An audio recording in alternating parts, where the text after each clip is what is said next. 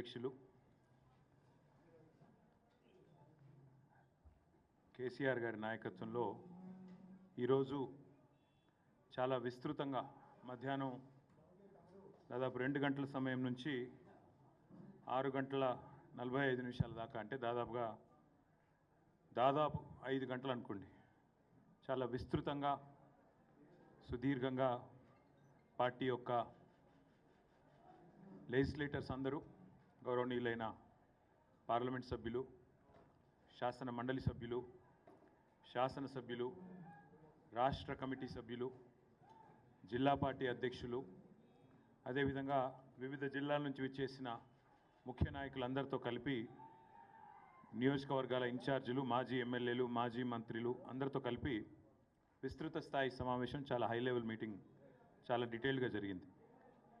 ఈ సమావేశంలో పెద్దలు, మా పార్టీ ముఖ్యులు దాదాపు 29 మంది, కేసీఆర్ గారితో కలుపుకుంటే 30 మంది, చాలా అంశాల మీద సుదీర్ఘంగా పార్టీ ఆవిర్భావం నుంచి నేటి వరకు జరిగిన వివిధ అంశాల మీద చర్చించడం, వారి వారి అభిప్రాయాలు తెలియజేయడం జరిగింది.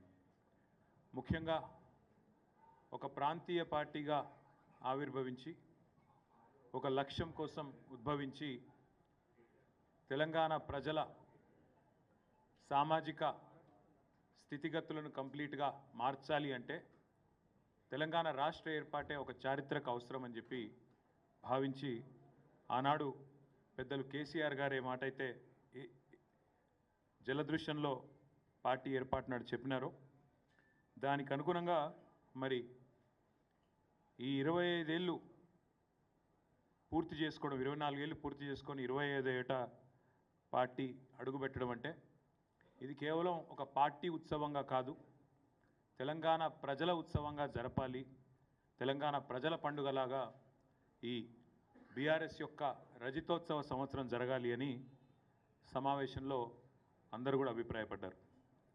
ఎందుకంటే తెలంగాణ చరిత్ర కనుక చూస్తే ఎన్నో ప్రజాస్వామిక విప్లవ పోరాటాలకు పురిటిగడ్డ తెలంగాణ సాయుధ పోరాటం నుంచి మొదలు పెడితే, ఆ తర్వాత జరిగిన పోలీస్ యాక్షన్, ఆ తర్వాత జరిగిన తెలంగాణ తొలిదశ ప్రజా పోరాటం, ఆ తర్వాత అల్టిమేట్గా కేసీఆర్ గారి నాయకత్వంలో 2001వ సంవత్సరం నుంచి ప్రారంభమై 14 సంవత్సరాలు సుదీర్ఘంగా పోరాటం చేసి చివరికి మరి అల్టిమేట్గా కలిసి వచ్చే కాలానికి నడిసొచ్చే కొడుకు వస్తాడన్నట్టుగా మరి తెలంగాణ తల్లి విముక్తి కోసం ఎదురు చూసే క్రమంలో చరిత్ర ప్రసవించిన ఒక బిడ్డ టీఆర్ఎస్. మరి అలాంటి సంస్థ 25 ఏళ్ళు పూర్తి చేసుకోబోతూ ఉండడం అనేది డెఫినెట్గా ఇది తెలంగాణ సామాజిక చరిత్రలో ఒక ఉజ్వల ఘట్టంగా ఈ సమావేశం పూర్తి స్థాయిలో అభిప్రాయపడింది. తెలంగాణకు ఏనాటికైనా ఒక రక్షణ కవచం, తెలంగాణ ప్రజల ప్రయోజనాలకు ఒక రక్షణ కవచం బీఆర్ఎస్ అని చెప్పి కూడా అందరం కూడా అభిప్రాయాన్ని వ్యక్తం చేయడం జరిగింది. పెద్దలు, మా పార్టీ అధ్యక్షులు ఇవాళ మాకు గతం గురించి, ఏ పరిస్థితుల్లో తెలంగాణ తల్లడిల్లిపోయింది, ఎన్ని రకాల విపత్తులతో తెలంగాణ ప్రజలు తలపడ్డది, ఎన్ని రకాల విపత్తులతో తెలంగాణ ప్రజలు ఇబ్బంది పడ్డది, కాంగ్రెస్ పార్టీ మొదటి నుంచి ఎంత కర్కశంగా తెలంగాణ ప్రజలను అవమానించింది, ఎన్ని రకాలుగా హింసించింది, ఇవన్నీ కూడా సోదాహరణంగా చెప్తూ గతంలోని పోరాటాలన్నింటినీ గుర్తు చేసుకుంటూ, మననం చేసుకుంటూ, సాయుధ పోరాటం కానీ, ఇడ్లీ సాంబార్ గోబ్యాక్ ఉద్యమం కానీ, ఆ తర్వాత జరిగిన తెలంగాణ ఉద్యమం కానీ, ఆ తర్వాత కాంగ్రెస్ చేసిన మోసం, అదేవిధంగా ముల్కీ రూల్స్ని చట్టబద్ధమే అని చెప్పి సుప్రీంకోర్టు తీర్పునిస్తే దాన్ని కూడా బేఖాతరు చేస్తూ రాజ్యాంగ సవరణ చేయడం కానీ, ఇవన్నీ కూడా వారు గుర్తు చేసుకుంటూ అల్టిమేట్గా తెలంగాణ పోరాటంలో ఎన్ని ప్రాణాలు త్యాగమైతే, ఎంతమంది పోరాటం చేస్తే ఈరోజు మనకి రాష్ట్రం వచ్చింది, కేసీఆర్ గారు మా అందరికీ కూడా గతాన్ని గుర్తు చేయడంతో పాటు రాష్ట్రంలో ప్రస్తుత రాజకీయ పరిణామాలను స్పృశిస్తూ పార్టీ తరఫున రాబోయే కాలంలో చేయాల్సిన కార్యక్రమాల విషయంలో కూడా చాలా వివరంగా దిశానిర్దేశం చేసినారు. ముఖ్యంగా అందరి అభిప్రాయం కూడా ఏమి అంటే, ఇవాళ తెలంగాణ రాష్ట్ర ప్రజల ప్రయోజనాలు కాపాడాలి అంటే ఒక బీఆర్ఎస్కి మాత్రమే అది సాధ్యమవుతుందని ఇవాళ రాష్ట్రంలోని ప్రజలందరికీ కూడా అర్థమైంది కాబట్టే ఖచ్చితంగా కేసీఆర్ తిరిగి రావాలి అనే మాట నిన్న చూసినాం మనం. ఎవరు కూడా ఆర్గనైజ్ చేయలేదు. కేసీఆర్ గారి జన్మదినం సందర్భంగా తండోపతండాలుగా వేలాది మంది స్వచ్ఛందంగా కేసీఆర్ గారిని వెతుక్కుంటూ వారి నియోజకవర్గానికి పోయిన పరిస్థితిని కూడా మనం చూసినాం.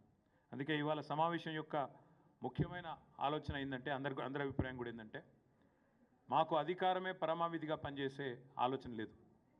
తెలంగాణ అస్తిత్వ పరిరక్షణ ముఖ్యం, తెలంగాణ ప్రజల ప్రయోజనాల పరిరక్షణ ముఖ్యం, వాటి కోసం పనిచేయాలని చెప్పి సమావేశం ఈరోజు అభిప్రాయపడ్డది. ఇందాక నేను చెప్పినట్టు ఈ 25వ సంవత్సరం సిల్వర్ జూబ్లీ ఉత్సవాలు, రజతోత్సవాల్ని సంవత్సరం మొత్తం కూడా ఒక సంవత్సరం పాటు నిర్వహించాలని చెప్పి కూడా స్థూలంగా ఒక ఆలోచనకు వచ్చినాం. అయితే ఈ నిర్వహణకు సంబంధించి ఎందుకంటే చాలామందిని ఇన్వాల్వ్ చేయాల్సి ఉంటుంది. వివిధ వర్గాలు ఎట్లా అయితే తెలంగాణ ఉద్యమంలో అందరినీ కలుపుకొని సకల జనుల సమ్మె నడిపించిన ఆనాడు తెలంగాణ పోరాటంలో వినూత్నమైన పోరాట రూపాలు సడక్ బంద్ కావచ్చు, రహదారుల దిగ్బంధం కావచ్చు, వంట వార్పు కావచ్చు, అట్లా ఎన్నో రకాల వివిధ ఉద్యమ పోరాట రూపాలని ఆనాడు ఆవిష్కరించిన ఆ ఘనత టీఆర్ఎస్ది కాబట్టే ఈ రజతోత్సవాల సందర్భంగా కూడా వినూత్నంగా కార్యక్రమాలు నిర్వహించాలి, ప్రజల్ని మమైకం చేస్తూ ఉద్యమ సహచరులందరినీ కూడా మళ్ళీ తిరిగి ఒక్కటి చేస్తూ ముందుకు పోవాలనే ఆలోచన చేస్తూ ఉన్నాం. దానికి సంబంధించి రాబోయే వారం రోజుల్లో పెద్దలు కేసీఆర్ గారు కొన్ని కమిటీలను కూడా, ఎందుకంటే ఈ ఉత్సవాల నిర్వహణకు కొన్ని కమిటీల అవసరం కూడా ఉంటుంది కాబట్టి మరి కొంతమంది సీనియర్ నాయకులతో, పార్టీ ముఖ్యులతో, అదేవిధంగా పార్టీయేతర వ్యక్తులతో, తెలంగాణ ఉద్యమంతో పెనవేసుకొని అనుబంధం ఉన్న వ్యక్తులతో కూడా కొన్ని కమిటీలను కూడా ఈ రాబోయే వారంలో ప్రకటించబోతూ ఉన్నాం. అదేవిధంగా తెలంగాణ రాష్ట్రం కోసం ఒకసారి అరుణ్ జైట్లీ గారు ఒక మాట చెప్పారు మేము పోయినప్పుడు ఢిల్లీలో. It is very rare to see a good agitator also turn into a good administrator. అంటే ఆందోళన చేయడం మాత్రమే కాదు, పరిపాలన చేయడం కూడా అద్భుతంగా కేసీఆర్ గారు చేస్తున్నారు అంటూ వారు కితాబ్ ఇచ్చిన విషయాన్ని ఎందుకు గుర్తు చేస్తూ ఉన్నా అంటే 10 ఏళ్ల పాటు కేసీఆర్ గారి నాయకత్వంలో సమర్థవంతంగా భారతదేశానికి ఆదర్శంగా ఒక మార్గదర్శిలా నిలబడ్డ తెలంగాణ గత 14-15 నెలలుగా సంక్షోభంలో ఎట్లా తల్లడిల్లుతున్నదో ఇవాళ ఖచ్చితంగా మళ్ళీ ఒకసారి ప్రధాన ప్రతిపక్షంగా ఈ ప్రభుత్వ వైఫల్యాలను ఎండగట్టాల్సిన బాధ్యత కూడా మా మీదనే ఉన్నది అని చెప్పి కూడా ఈ సమావేశం అభిప్రాయపడ్డది. తెలంగాణ కోసం జరిగిన త్యాగాలు, తెలంగాణ కోసం చేసిన పోరాటాలు ఇవేవి నిష్ఫలం కావద్దు అంటే, ప్రజల త్యాగాలు వృధా కావద్దు అంటే ఈ ప్రభుత్వాన్ని ఎండగట్టాల్సిన బాధ్యత ఖచ్చితంగా ఉన్నది అని చెప్పి కూడా సమావేశంలో అభిప్రాయం వ్యక్తమైంది. సాధించిన తెలంగాణని ఎన్నో రంగాల్లో కేసీఆర్ గారు అగ్రస్థానంలో నిలిపితే మరి చేతగాని కాంగ్రెస్ ప్రభుత్వం ఈ ఒక్క సంవత్సర కాలంలోనే మరి సంక్షోభంలోకి నెట్టిన పరిస్థితిని కూడా చాలామంది ప్రస్తావించడం జరిగింది. అందుకే తెలంగాణలో 430 మంది రైతుల ఆత్మహత్యలు, 57 మంది పిల్లలు గురుకులాల్లో చేసుకున్న ఆత్మహత్యలు, ఆటో డ్రైవర్లు 100 పైగా జరిగిన ఆత్మహత్యలు, 30 పైగా నేత కార్మికుల ఆత్మహత్యలు, నిన్న మొన్న రియల్ ఎస్టేటు వ్యాపారుల ఆత్మహత్యలు కూడా ఏవైతే చూస్తూ ఉన్నామో వీటన్నిటి గురించి కూడా చాలా వివరంగా చర్చ జరిగింది. తెలంగాణ ప్రజల కన్నీళ్లను అర్థం చేసుకునే పార్టీగా, తెలంగాణ ప్రజల ఆర్తిని అర్థం చేసుకునే పార్టీగా, వారి కష్టాలను దూరం చేసే పార్టీగా టీఆర్ఎస్ పార్టీ ఒకవైపు రజతోత్సవ సంబురాలు చేస్తూనే మరొక వైపు నిరంతరం ఈ సంవత్సరం ప్రజా పోరాటాలు కూడా చేయాలి, వివిధ వర్గాల సమస్యలను కూడా తప్పకుండా ముందుండి నడిపించాలి అనే నిర్ణయాన్ని కూడా తీసుకున్నాం. ఇందాక నేను ప్రస్తావించిన కొన్ని వర్గాలు మాత్రమే కాకుండా ఇతర సమస్యలను కూడా ప్రధాన ప్రతిపక్షంగా ముందుండి పోరాటం చేయాలని చెప్పి కూడా కేసీఆర్ గారు దిశానిర్దేశం చేశారు. దాంతోపాటు సంస్థాగత నిర్మాణం, పార్టీ యొక్క సంస్థాగత నిర్మాణం కూడా పటిష్టంగా చేయాలి అనే ఆలోచన కూడా చేయడం జరిగింది. దానికి అనుగుణంగా మరి ఒక కార్యాచరణను కూడా ప్రకటించబోతా ఉన్నాం. ఏప్రిల్ 2వ వారంలో పార్టీ యొక్క ప్రతినిధుల సమావేశం, డెలిగేట్స్ మీటింగ్ ఒకటి హైదరాబాద్లో ఉంటుంది. ఎక్కడ అనేది డేటు, అదేవిధంగా ఎక్కడ అనేది మళ్ళీ ప్రకటిస్తాము. కానీ 2వ వారంలో బహుశా 9-10 ఆ వారాల్లో, ఆ తేదీల్లో ఒక ప్రతినిధుల సమావేశం హైదరాబాద్లో ఉంటుంది. తదనంతరం మా పార్టీ 24 సంవత్సరాలు నిండి 25వ సంవత్సరంలో అడుగు పెడుతున్న శుభ సందర్భాన ఒక బహిరంగ సభ కూడా ఏప్రిల్ 27 నాడు నిర్వహించాలనుకున్నాం. అది కూడా ఎక్కడ అనేది కూడా మళ్ళీ స్థలం ఎక్కడ ఏ జిల్లాలో ఉండబోతుంది అనేది కూడా మళ్ళీ ప్రకటిస్తాం. ఒక 4-5 రోజుల తర్వాత ప్రకటిస్తాం. అదేవిధంగా 12 నెలల పాటు రజతోత్సవ సంవత్సరంలో 12 నెలలు కూడా వివిధ రకాల కార్యక్రమాలు వివిధ వర్గాలతో మమేకమయ్యే విధంగా చేయాలి అనే ప్రతిపాదన చాలామంది మిత్రులు చేశారు. కాబట్టి దాన్ని కూడా తప్పకుండా చాలా విస్తృతంగా చేపడతాం. సభ్యత్వ నమోదు కార్యక్రమం పార్టీ యొక్క గ్రామ కమిటీలు, వార్డు కమిటీలు, మండల కమిటీలు, పట్టణ కమిటీలు, జిల్లా మరియు రాష్ట్ర కమిటీ, తర్వాత అక్టోబర్ మాసానికి వచ్చేసరికి మా పార్టీ యొక్క రాష్ట్ర అధ్యక్ష పదవి ఎంపిక ఇవన్నీ కూడా ఈ సంవత్సరమే జరగబోతా ఉన్నాయి. కాబట్టి ఒకవైపు రజతోత్సవ సంబురాలు, మరొక వైపు పార్టీ నిర్మాణం, ఇంకోవైపు ప్రజా పోరాటాల మీద మరి సమాలోచనలు, ఇవన్నీ కూడా కేసీఆర్ గారు చాలా వివరంగా చెప్పారు. దాంతోపాటు మిత్రులు కొన్ని మంచి సూచనలు కూడా వచ్చినాయి. శిక్షణా శిబిరాలు నిర్వహించాలి. మన పార్టీ కార్యకర్తలకే కానీ, విద్యార్థి విభాగమే కానీ, ఫ్రంటల్ ఆర్గనైజేషన్స్ అయిన మహిళా విభాగం, మైనారిటీ విభాగం, కార్మిక విభాగం, వీరందరినీ కూడా యాక్టివేట్ చేయాలి. శిక్షణ కార్యక్రమాలు, సోషల్ మీడియా కమిటీలు ఇవన్నీ వేయాలని చెప్పి కూడా చాలామంది మిత్రులు సూచనలు చేసినారు. మరి వాటిని కూడా దాదాపు ఇందాక నేను చెప్పినట్టు 30 మంది మిత్రులు ఎవరెవరైతే మాట్లాడినారో ఇవన్నీ కూడా చాలా వివరంగా చర్చ జరిగింది. అదేవిధంగా చాలామంది ప్రజా సమస్యలు కూడా చాలా విస్తృతంగా చెప్పారు. ఇంకా ఎండాకాలం రానేలేదు, కరెంటు కోతలు, తాగునీటి ఇబ్బందులు, విద్యా వైద్యం విషయంలో దారుణ వైఫల్యం, ఇవన్నీ కూడా ఇవాళ ప్రజలు ఎత్తి చూపుతూ ఉన్నారు. వాటి విషయంలో కూడా విస్తృతమైన చర్చ జరిగింది.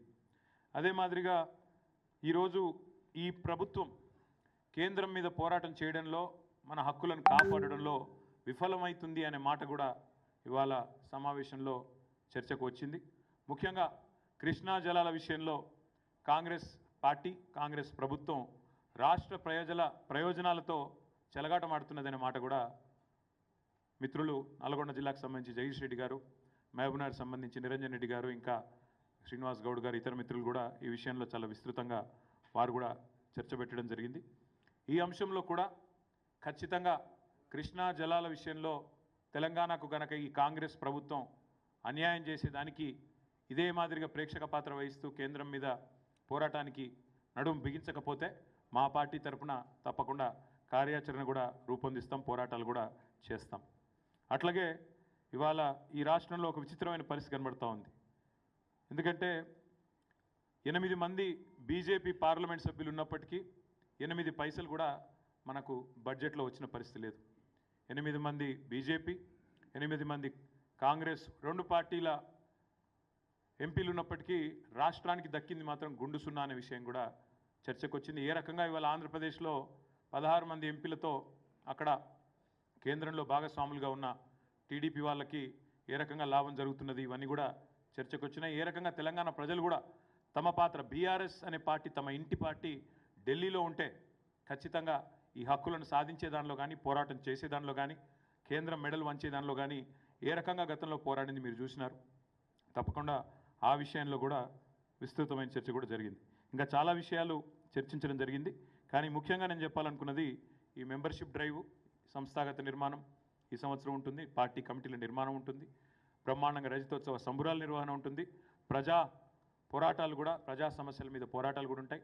మధ్యలో ఎన్నికలు వచ్చినాయి అనుకోండి, స్థానిక ఎన్నికలు, సాంస్థిక సంస్థల ఎన్నికలు వస్తే వాటిని కూడా, అందుకే this year is going to be very busy for BRS. Will be a very very busy year. వచ్చే ఏప్రిల్ 27 దాకా, అంటే 2026 ఏప్రిల్ 27 దాకా కూడా విస్తృతమైన కార్యక్రమాలు నిర్వహిస్తాం. సంస్థాగతంగా నిర్మాణం చేసుకుంటూనే మరి ముందుకు సాగుతాం. మిగతా విషయాలన్నీ కూడా రాబోయే 4-5 రోజుల్లో పెద్దలు కేసీఆర్ గారు నిర్ణయించిన తర్వాత కమిటీలు, వివిధ బృందాలు ఎవరెవరు ఏం పని చేయబోతూ ఉన్నారు, ఏ రకంగా ఈ రజతోత్సవ నిర్వహణలో పాల్పంచుకోబోతూ ఉన్నారు, సంస్థాగత నిర్మాణంలో ఏ రకంగా మరి ఎప్పుడు మెంబర్షిప్ డ్రైవ్ స్టార్ట్ చేస్తాం, ఇవన్నీ కూడా వివరంగా. అల్టిమేట్గా ఈ సమావేశంలో కేసీఆర్ గారు ఒకటే మాట చెప్పారు, అది చెప్పి నేను ముగిస్తాను. పార్టీలు గెలుస్తుంటాయి, ఓడిపోతుంటాయి. ప్రజాస్వామ్యంలో ప్రజలు గెలవాలి, తెలంగాణ సమాజం గెలవాలి. ఇది మా ఆలోచన విధానం. ఇది బీఆర్ఎస్ యొక్క ఈరోజు సమావేశం యొక్క సారాంశం. Thank you. వాళ్ళు అసెంబ్లీ పెట్టడానికి భయపడుతున్నారు బ్రదర్. ఇప్పుడు దాని గురించి అసెంబ్లీ పెడతానికి భయపడుతున్నారు కదా.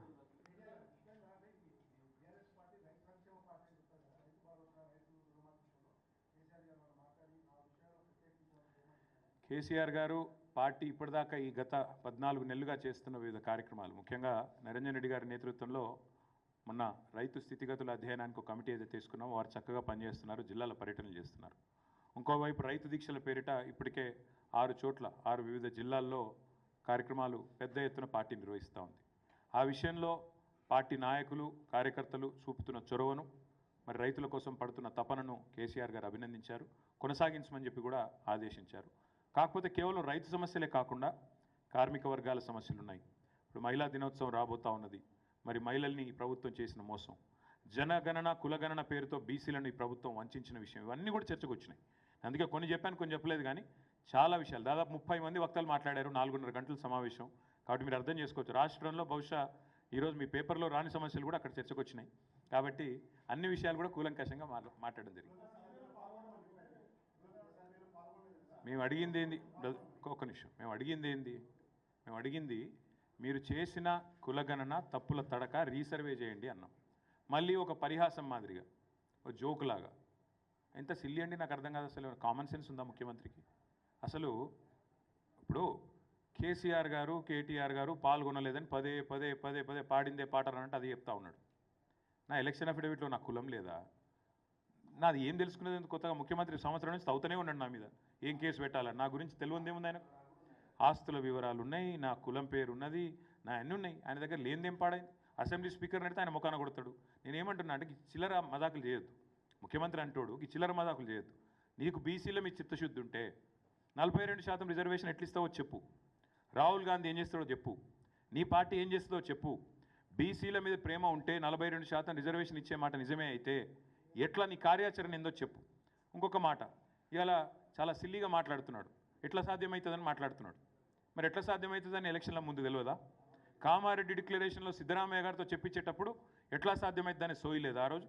అంటే ఓట్ల కోసం ఏదైనా మాట్లాడచ్చు, బీసీలను మోసం చేయొచ్చు. ఇవాళ గద్దెనెక్కి కూర్చున్న తర్వాత మాత్రం ఎట్లా సాధ్యమవుతుంది? పార్టీ పరంగిస్తా. కాబట్టి ఇవన్నీ కూడా సమాజం మొత్తం గమనిస్తూ ఉన్నది. మేము ఒక్కరమే కాదు కదా బ్రదర్, రాష్ట్రంలో బీసీ సంఘాలు నిర్ద్వందంగా తిరస్కరించినారు ఈ జనగణన కులగణన తప్పు అని.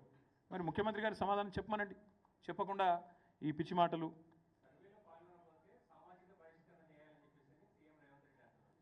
ఎవరిని ఎవరు బహిష్కరిస్తారో చూద్దాం బ్రదర్, ఎందుకంటే ఆయనను ఎవరు దేక్తలేడు, ఆయన బాధ ఆయనకుంది. మంత్రులు పట్టించుకుంటలేరు, పార్టీలో వర్కింగ్ ప్రెసిడెంట్ పట్టించుకుంటలేడు, ప్రజలు పట్టించుకుంటలేరు, బయటకు పోదామంటే భయం అవుతుంది, ఇంట్లో కూడా పట్టించుకుంటారో లేదో డౌటు. నేనేమంటున్నా అంటే, ఈ పిచ్చి మదాకులతో ఎక్కువ రోజులు టైంపాస్ ముచ్చట్లతో గవర్నమెంట్ నడపలేము. బజార్ భాష మాట్లాడడం ఈజీ, కేసీఆర్ గారు ఇదివరకు చెప్పారు. బజార్ భాష మాట్లాడి 4 డైలాగులు పంచ్ డైలాగులు కొట్టడం ఈజీ, పరిపాలన చాలా కష్టం. అలా కూర్చుంటే తెలుస్తుంది. ఇవాళ ఎవరి సత్తా ఏందో ప్రజలకు అర్థమైంది. పరిపాలన సామర్థ్యం ఏందో ఇప్పటికే అర్థమైంది. ఇంకా రానున్న రోజులు అన్నీ తేలుతాయి. ఇక చాలేమైంది, ఇక చాలా చెప్పాను కదా.